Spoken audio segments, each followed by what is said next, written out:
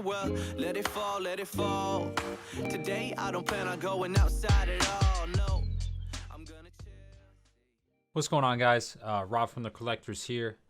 Today I want to do a short video about our Pokevesting advice that we have been doing on our podcast. You know, we do it every so often on the podcast. We call it Pokevesting. Sorry about not having a podcast this week again. We're still trying to work out the times and everything, and probably gonna have to do some solo videos for now, but that's totally fine. Again, we've said it in videos before, we're just busy, so we're gonna be solo for a little bit. So I don't know what episode it was. I think it was 4 or 5, maybe even 3.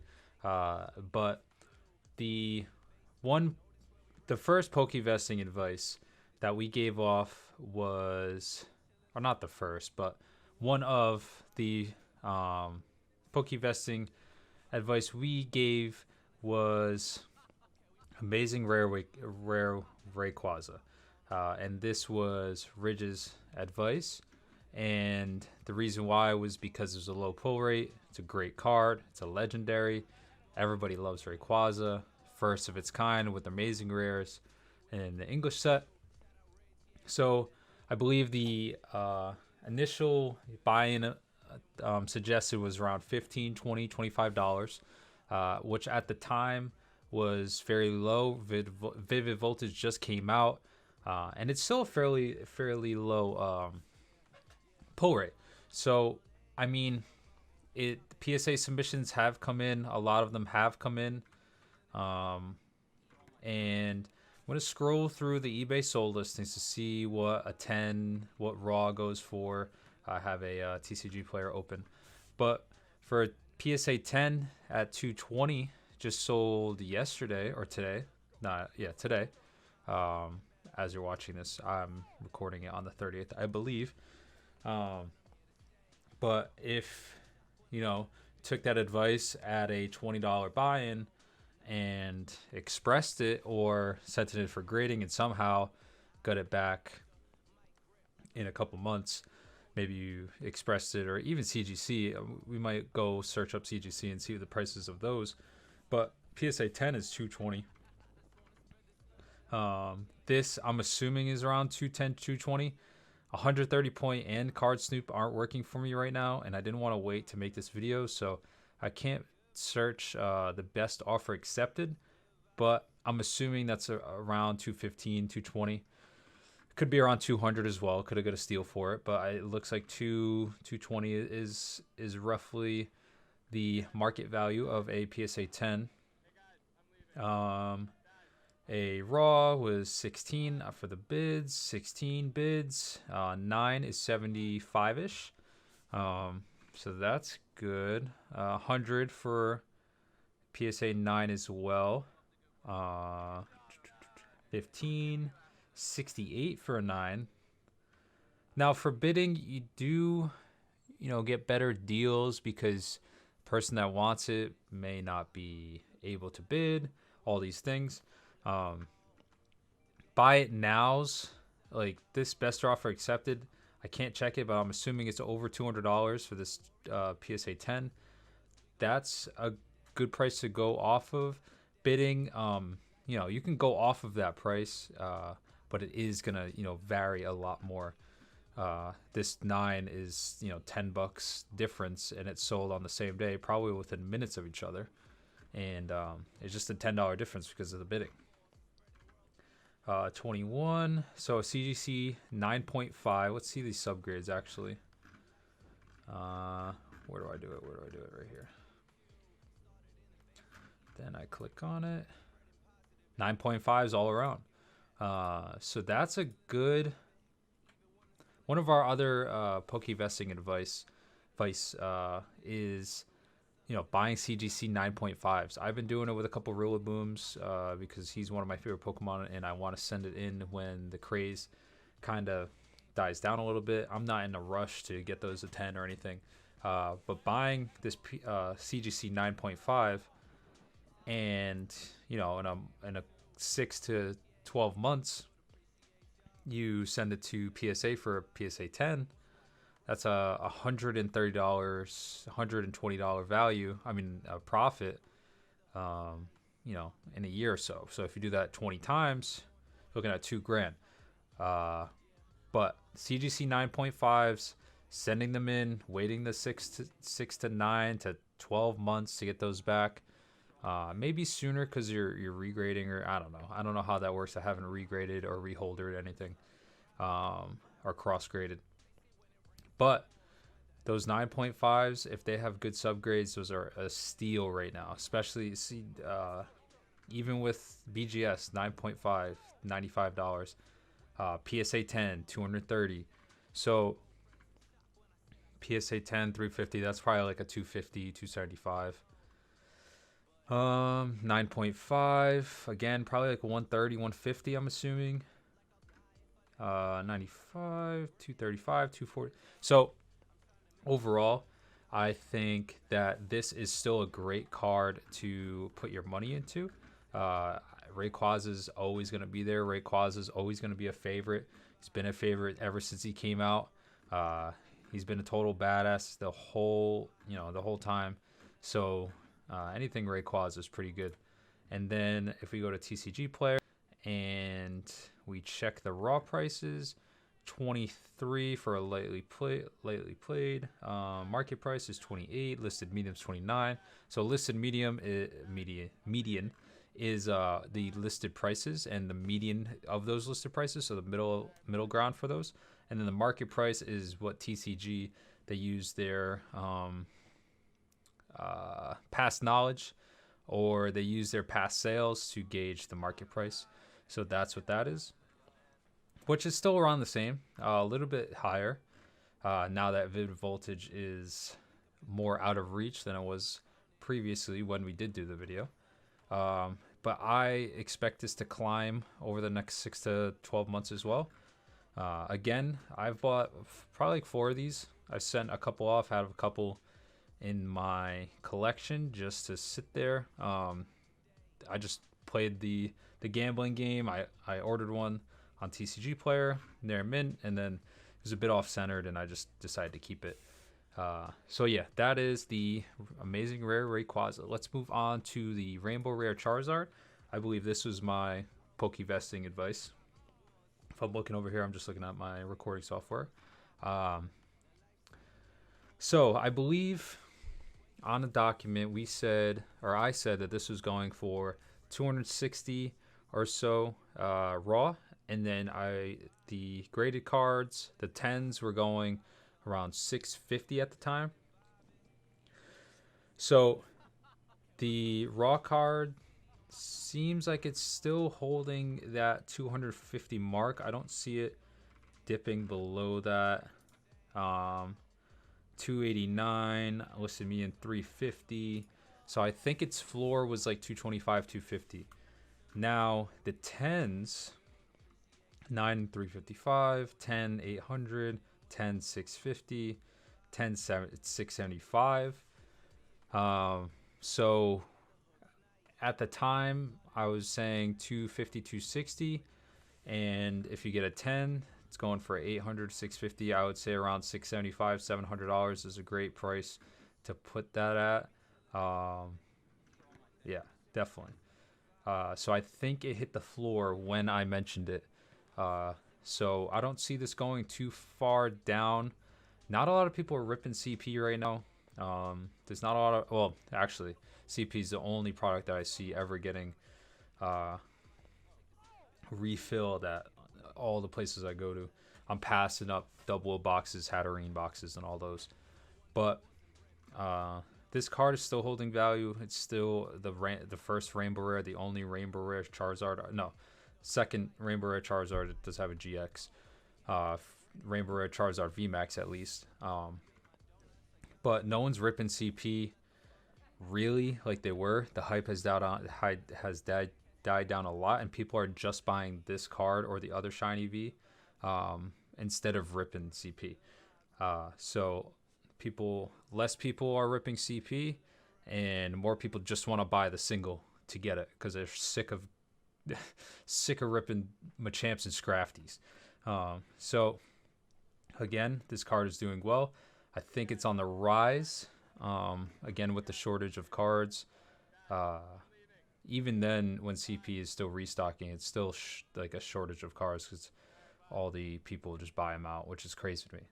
But yeah, let's go here, 290. So again, I think it hit the floor when we first mentioned it. Moving on to Shiny Star V Booster Box. We said this when Marnie was taken out of Shining Fates.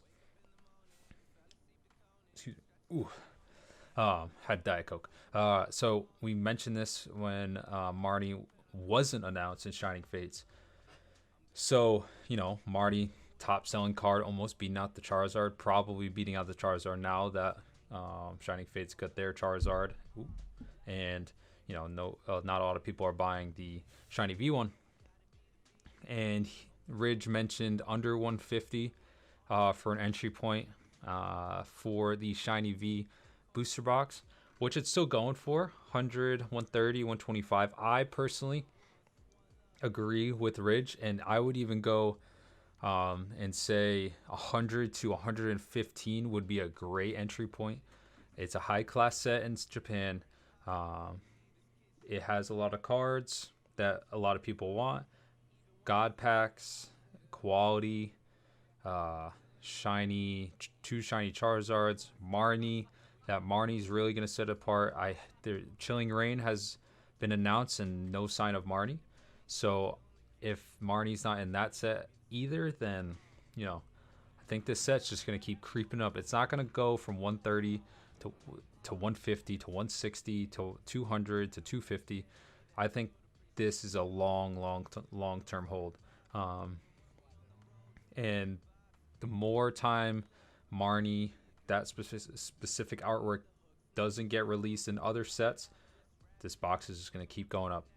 And it's still under that value that we discussed. So moving on to the next one, Sun and Moon base set booster box. You can see one right there. I ended up so I watched Twice Baked Jake, and he mentioned this to me. I did more research, and Sun and Moon base sets pretty much in every literally every box that you can think of, a promo box at least. But the booster box itself is out of print pretty much. There's no more printing. A lot of Sun and Moon stuff is no longer printing. So these booster boxes, I'm sure there was a ton of them, but the entry point I believe was 145, 150 that I mentioned in that video. I actually bought that one for 150 right before the shortage happened, and now they're selling, I'm assuming this is around 180, 200, 200, 220, 215, 192, 195. So I safe bet would be 190. Yeah, I think 190 plus is a good price for this right now. And at a 150 entry, making 50, 60, 70 bucks right there. Now, do I think it's time to sell? Probably not. I believe there's going to be a shortage all year. And I think just holding on to booster boxes right now is the best bet if you want to hold your value and make profit, and later down the road you want to get rid of your collectible that you took the risk on. So my thoughts on like scalping or flipping or any of these products, I personally took a risk at buying this at 150. I bought it off someone that probably made 60 bucks. They probably bought it for 90 to $100. I took the risk and I'm holding it there, and I'm hoping that it either holds its value or grows. That's pretty much what you do with all collectibles, unless you're buying it specifically to, put in your own collection and you really love the product. Don't get me wrong, there's a lot of good cards in Sun and Moon, but I don't personally have a connection or, a connection to this box. So I bought it solely as, to hold my money and to grow, pretty much. And that's what you do with collectibles. You buy to hold and to grow that value, or you build a collection and you cherish those pieces of those collectibles till you get rid of them or till you die. Because I have Sandal card I'll never, never, never in my life get rid of. Rillaboom cards, the shiny VMAX, the Shining Fates, Crobat box. Damn, I'm gassy. That Diet Coke. Um, those, like, I'll never get rid of those. There's some things where I buy for investment, and there's a lot of things that I buy for my collection. This is one of those things where I just bought to see how it did. And it's looking to pay off well. So that one is, if you took my advice, you're sitting, around 50, 60 bucks. It's only going to go up this year, I believe. Time to sell would probably be later this year, but we'll see how the market goes. The next one is what me and Ridge love, and we got the gold cards, baby. So usually when we speak about gold cards, it is the gold Pokemon cards, or the Houndoom right here, the Frostmoth, we got a Rangaroo. So all of these cards, even these promos as well. So the gold cards have been hitting hard since we mentioned this. A Rangaroo came out. Then we got Houndoom. We got Rillaboom. We got these two gold cards, Zacian and Zamazenta.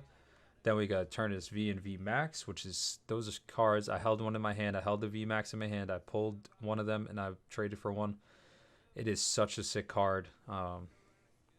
Now, if you don't know Eternatus, if you don't know the Pokemon, you really don't know what's on the card. It's just pretty. But they're moving in a direction where Houndoom, the gold, the blue, Octillery, the all gold, Snorlax, shiny Snorlax is coming out. It was in Battle Style. No, it was in Matchless Fighter, sorry. And it's going to come out in English soon, hopefully in Chilling Reign. But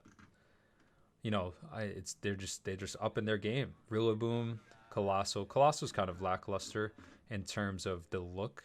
It's still hard to pull. Oranguru is cool, that purple monkey. These are so sick, the black and gold cards. I hope there's more to come. But when we talk about gold cards, like, this is the epitome of a gold card, is the sick shinies that they're putting on it. They're moving in the right direction. Snorlax, Houndoom, both blue, both look great popping out of the gold cards, and they're starting off high, around $70s, $80s, $90 with the Snorlax as well. So those are doing well. Again, if you can get your gold cards at a great price, check eBay listings and everything.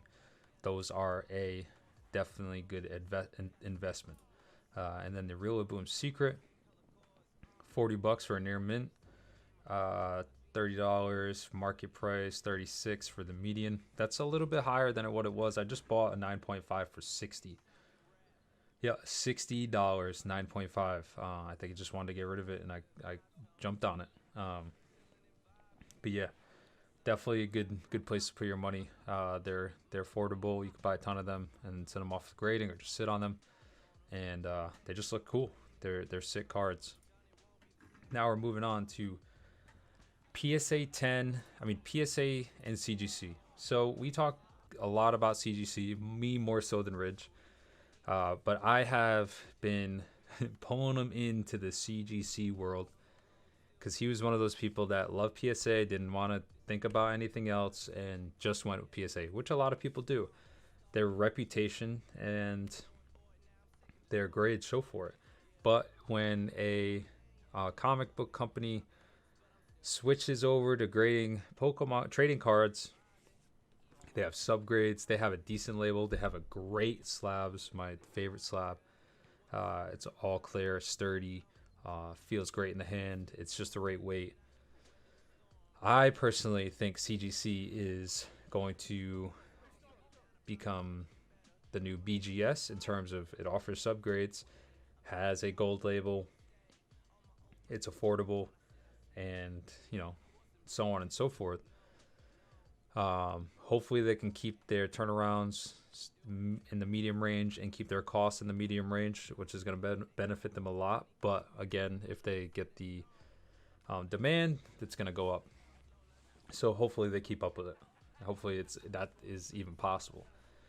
So we're going to compare PSA 10 Charizard VMAX from Darkness Ablaze and CGC 10 from Darkness Ablaze. So CGC has a gold label. I believe this is a pristine, which is 10, 10, 10, 9.5. And that probably sold around 400. I'm just estimating at this point because Card Snoop and 130 point are down for me. But if we go here to a 10, pristine 10, 420, 365. Again, it's probably around the same prices. I'm gonna say 375, 400. Let's go with 400. And 9.5s. Let's see. 500. I wish Snoop wasn't down. So let's say 425 for a 10, pristine 10. We're probably 350, 375, 375. So it's up there. I know there's a ton of these cards getting graded, but a pristine 10 and a PSA 10, there's no real difference right now in terms of these Charizard. It can go, back and forth with the different cards, but all this shows is the value is being held within these cards at these same grades. Now, is this a perfect? No, they're pristines. So even if it was a perfect, you're looking at probably $600, $700. And a 10 is just going to stay the same. So that's where CGC comes out on top, is where their subgrades show you what's wrong with the card. So 10, 10, 10, 9.5 on the edges. The edges aren't the pristine or perfect condition that you thought they were. So you get to see how they graded it. So CGC's creeping up there. CGC's holding the value with PSA. It's just going to get more and more because more people are going to be using CGC because PSA is taking so long. Hoping CGC can stay with the demand and manage it to under 6 months is probably a good threshold to hold them accountable for. That's really, really long, but again, that's half of PSA pretty much. So if CGC can hold it under 6 months or so, their value is going to keep going up, and their reputation is just going to keep going up. But I think that is it. Gold cards, Amazing Rare Rayquaza, VMAX Charizards right now, and CP and Darkness Ablaze. Darkness Ablaze, I use that as an example. I didn't pick Darkness Ablaze. I didn't do any research on it, so I'm not even going to give you that advice. Gold cards, Sun and Moon base set, right out of print. Probably a good time to jump in, or was a good time to jump in. And then Shiny Star V, which is still a good time to jump in. $125. Great. Keep it sealed. And hold on. If you hear that Marnie's coming out, maybe that's a time to sell, depending on when you buy it and when that announcement is. Or, you take that risk, and if Marnie never releases, which Japan sometimes does, they make cards specifically just for the Japanese sets, and they don't release it in English, that Shiny V is just going to skyrocket. But that's going to do it for today, guys. Leave in the comments below if you bought any of our investment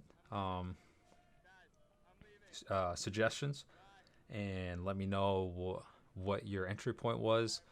I don't like to make it all about money, but there is a sector of Pokemon where it is investment based. And depending on the collector, investor, that percentage is divvied up between the two. I'm more of a collector than an investor, but I like to do both. I like to put my money in a physical object that's going to hold value and it is in demand, and it can go up and it can go down. So it's a little bit riskier, but yeah.